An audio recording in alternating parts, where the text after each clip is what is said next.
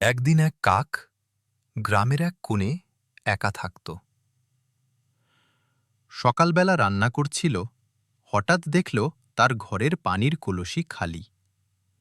সে দৌড়ে গেল হ্যান্ডপাম্পে পানি আনতে। ঠিক তখনই সে দেখল এক গর্ভবতী মুরগি গরমে কষ্টে বসে আছে, তৃষ্ণায় কাতর। কাক দেরি না করে নিজের কলসির পানি তাকে খাওয়াল। মুরগি কৃতজ্ঞ চোখে তাকাল, আর কাক ভাবল ওকে একা ছেড়ে রাখা ঠিক হবে না। সে মুরগিটাকে নিজের ঘরে নিয়ে এসে এক বড় নরম বাসা বানাল। কয়েকদিন পর মুরগি সেখানে ডিম দিল, আর কিছুদিনের মধ্যে ছোট ছোট বাচ্চা ফুটে বেরোল। ঘর ভরে গেল খুশিতে, হাসিতে, চিচি আওয়াজে।